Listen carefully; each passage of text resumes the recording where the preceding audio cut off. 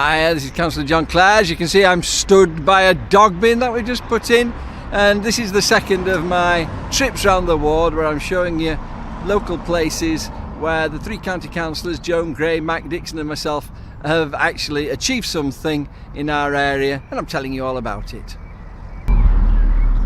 In fact, we're having an awful lot of trouble with complaints about dog dirt, and people just aren't clearing up properly.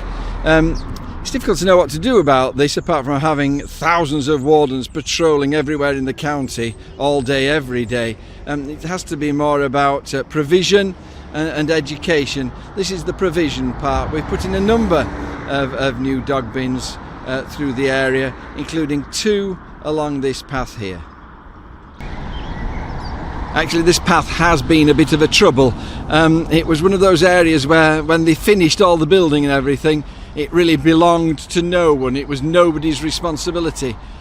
So it's taken a good year to sort out who's going to look after it. In the end, Durham County Council has adopted it, and neighbourhood services will be coming in to deal with it. They'll certainly be flattening it out to make it possible for machinery to get at it, and then what I'm trying to persuade them to do is to put it on a once a yearly meadow management cut and remove.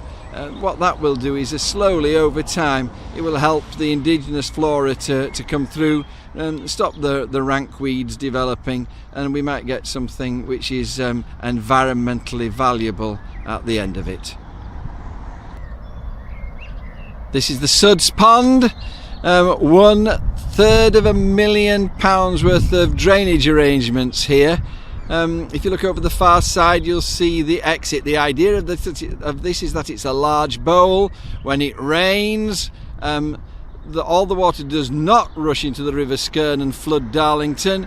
What happens is that it comes into this bowl area and then is released out through at a regulated way through the exit on the far side there, and that means that it doesn't cause flooding. It's an exemplar of its kind in the country, never mind in the county.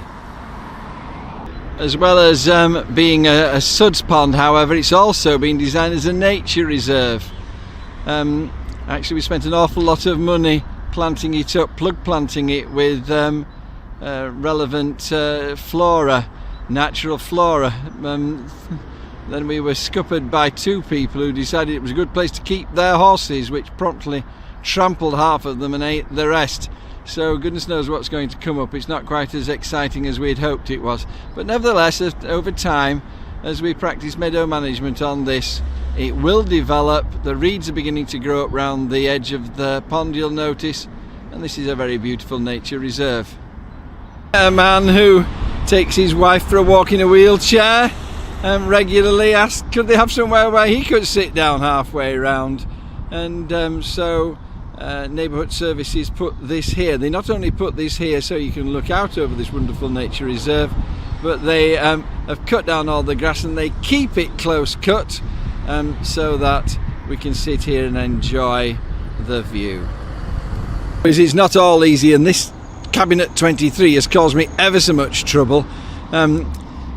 Sort of a couple of years ago now, we realised that the people of Ryder Court didn't have superfast broadband, so we spent 9 months campaigning to get them a landline to allow them the fibre connection to allow them to have superfast broadband, whereupon BT announced that they didn't have any space in Cabinet 23 for them to actually sign up to superfast broadband.